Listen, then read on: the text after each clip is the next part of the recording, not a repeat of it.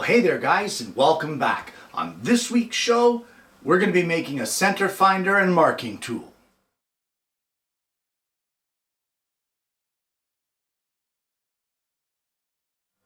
Well, a while back on the show, I had someone request this project, and I thought, why not? It sounds like a great one. Let's give it a try. And that's what we're going to do today. And it starts off with a chunk of walnut and a piece of maple. Well, I checked up in the rack and I had this scrap of walnut, and I also had this 3/8 inch thick piece of maple sitting up there as well. So what I'm going to do is I'm going to use this end of the walnut with a little bit of spalting in it, and I'm going to, on this flat surface here which I've jointed, I'm going to glue this piece of maple. You really don't have to do this step. The only reason that I'm doing it is I want a little bit of contrast in this piece. So that's what I'm going to do. I'm going to have the dark of the walnut contrasting with the light of the maple. So there we go. Nice little coating of glue. And we're going to clamp this up now and let it dry.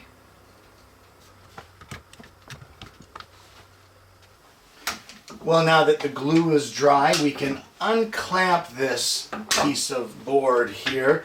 So I'm just going to use a block plane, and we're going to take this down until it's level with the maple, or with the walnut rather.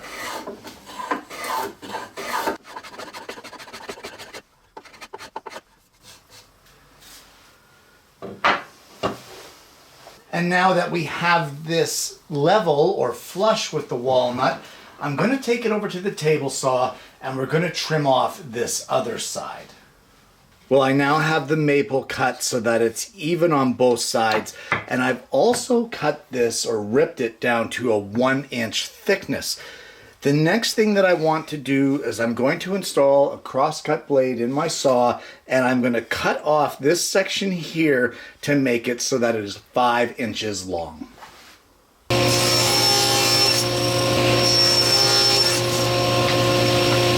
And the last step I'm going to do to make this a usable blank is I'm going to trim this off square on this side, and I'm also going to flip it over and just give our maple a trim just to make sure that everything is parallel and everything is squared up.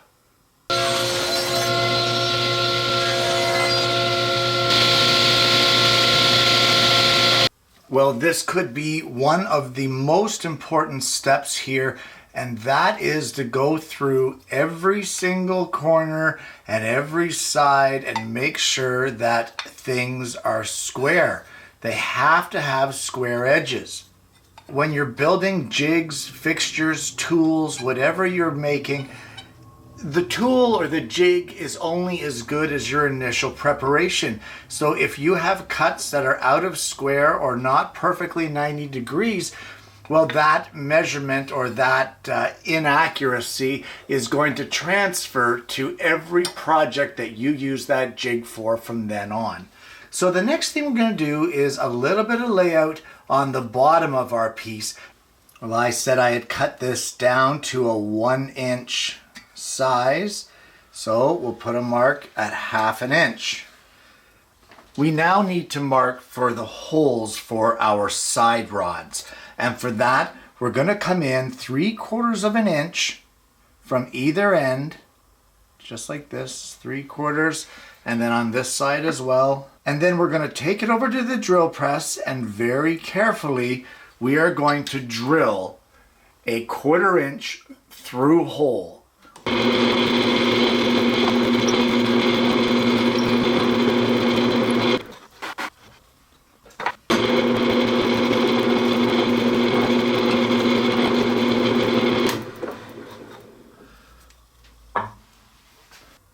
Well, we now need to mark the hole for the center, and that center hole needs to be exactly in between, in the middle of these two. Otherwise, the jig really doesn't work. So I'm going to show you a way to double check to make sure that everything is right. You line up with the bottom of this hole here and the top of this hole. show you that here, just like that. Line it up carefully, and then we're going to draw a line. And then we are going to line up with the bottom of this hole and the top of this one. And once you get it aligned, you're going to draw a line. Like that. And now, what we're going to do is we're going to line up with the bottom of this hole and the top of this one. And we can draw a line. And then on the top of this one and the bottom of this one, just like that, and we can draw a line. If you join these two lines where they intersect, right here,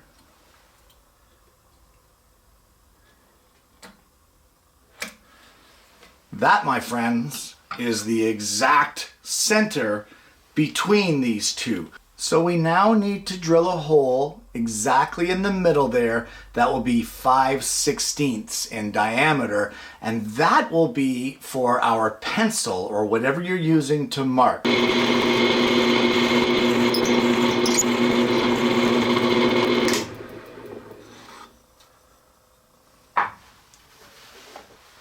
Well, I know that some of you have a hard time seeing lines when I draw them on walnut, so I have temporarily glued a piece of paper onto our project so that we can see the layout. So all I'm going to do is transfer our line, our center line, onto the front of our work, just like that.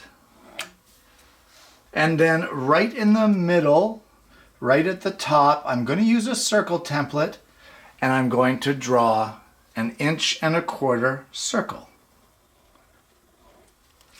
I'm also going to, across the bottom, I'm going to come across here 3/4 inch. Let me just see how that's going to look.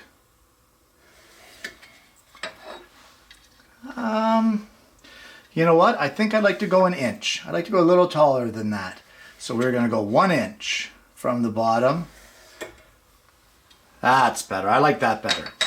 So what we're going to do is line up our 1.25 inch circle template with the edge of our line at the 1 inch and with the edge of our circle that we drew before, and we're going to draw the lower half of it. And we'll do the same thing on the opposite side. Like that. The last thing that we want to do, or that I say that we want to do, but really I want to do it, is we need to draw our curve here on this side to straighten it out. All I'm going to do is line up our 1.25 inch template again with the top of our line here and the side edge of our marking gauge. And we're going to round off this corner as well. Just like that. And then we'll do the same on this side. So that would be the layout of our marking gauge or our center finder. So we can put this aside, and now what we're going to need to carry on with this project is a little bit of brass rod. Well, before we can use the brass rod, I would suggest, if you want to, I would polish the brass rod first. It's much easier to polish a larger piece than what it is a little piece, and we only need a few inches, so all in all, it's much easier to polish it now. So I'm using auto saw metal polish to polish it. You've heard me mention this stuff on the show before. And look at that. Can you see that? Can you see how absolutely unreal that is as far as polish goes? Hope you can. All right, so we got our rod nicely polished. It's nice and shiny, and now we need to cut a couple pieces. So I'm going to say, let me just take a measurement here to see how long we're going to want it. We're going to need 2 pieces at 2 inches long each. And now on one end of each of the rods, just soften up that sharp corner where you just cut it. You don't have to go crazy on this, but you really want to make sure there's no sharp edges on there. Okay, so now it's time to install our brass rods into our gauge. And what I have here is I have a 3/4 inch stop block, and then I just have another stop block. It doesn't matter the size. And I'm going to clamp them onto here offset so that we get a little platform there, just like that. Can you see how I've got that platform? So I'm just going to clamp that in place. And just to show you now in a dry run, I'm going to put this into our hole that we drilled. I'm going to put this in the hole, and I'm going to get it in there about 3/4 of an inch. I'm going to coat this in CA glue, and then I'm going to drive it all the way in until it stops up against this stop block right here. In other words, so that it stops 3/4 of an inch outside of our block of material. And we're going to want to put in that end, that little chamfer that you just put on there, that's going to want to go into your hole first. And there we go. Once that's in place and we're happy with the amount of glue that we have on there, we'll just push this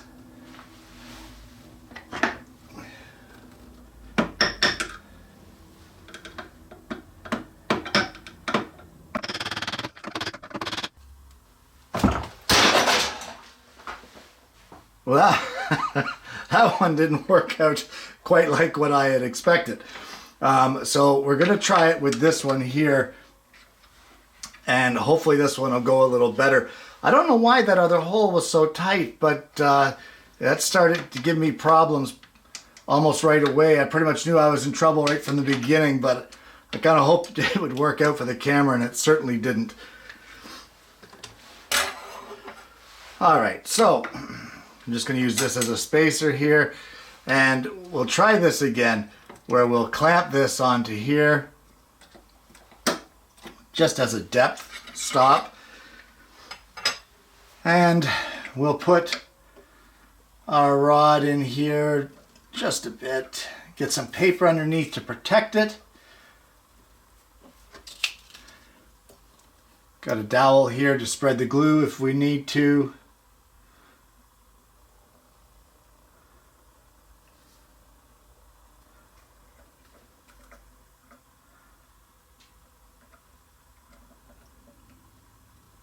All right, now let's see if we can do this one a little better.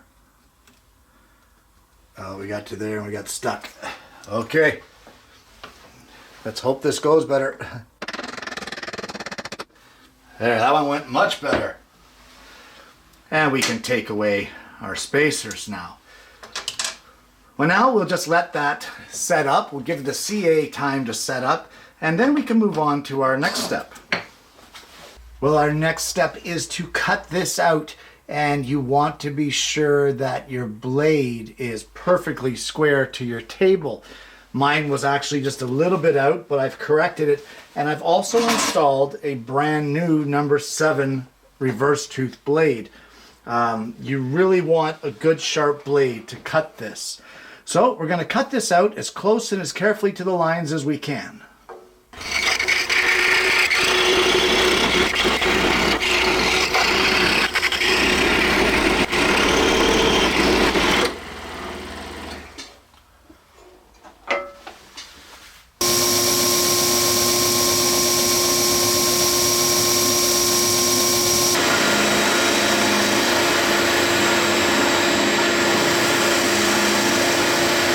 Well, now we just need to give this piece a good sanding all over.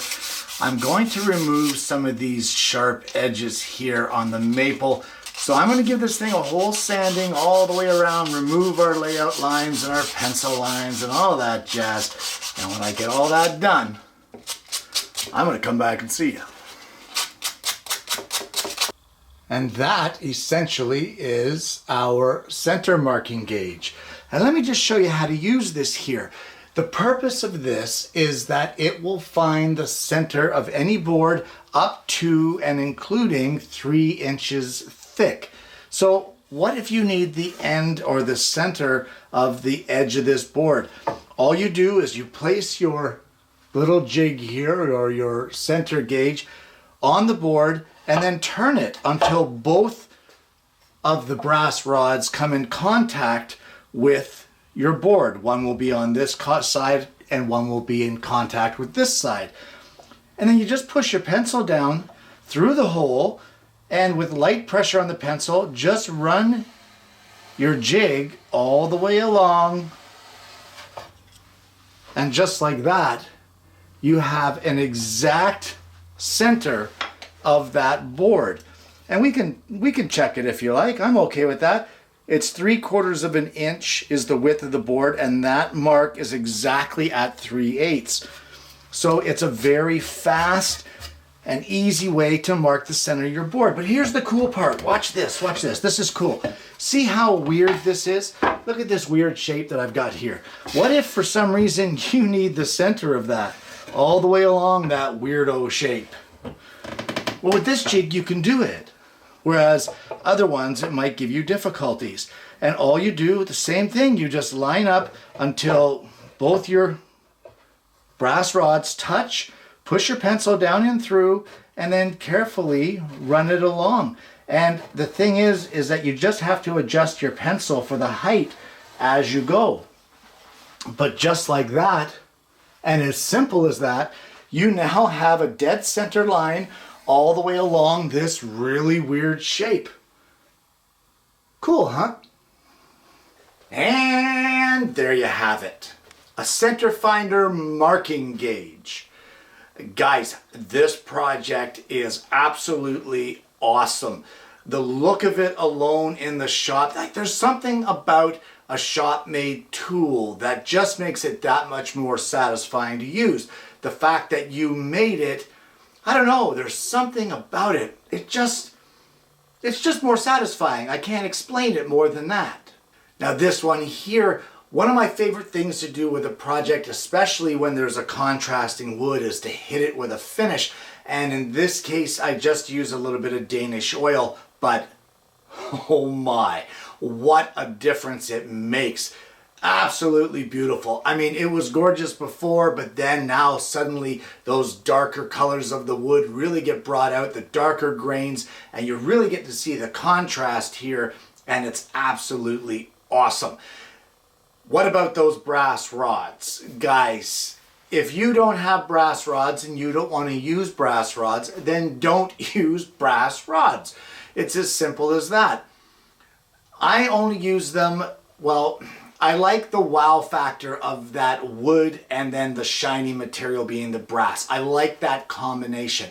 I like the shine versus that rustic wood look. So that's why I wanted to use the brass rods. Also, I didn't want the wear and tear by putting wooden dowels there as they're rubbing along back and forth on boards.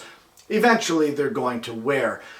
Brass is a soft enough metal that it's not going to mar your wood. And that is why we put that chamfer around that bottom edge. It's not just to protect your pinkies, it's also to protect your work. Guys, you really got to give this one a try. It's a load of fun and uses so little stock, and it's a great way to use up scrap. And on top of that, you get an awesome tool to use in your shop. Guys, I want to thank you for tuning in this week. If you haven't already, please don't forget to like and subscribe. Click the bell so that you don't miss notifications of future episodes of the show. I want to thank you for dropping by the channel, and I hope you're going to join me again next week when I bring you yet another woodworking video. Thanks for the suggestion, guys. Keep them coming.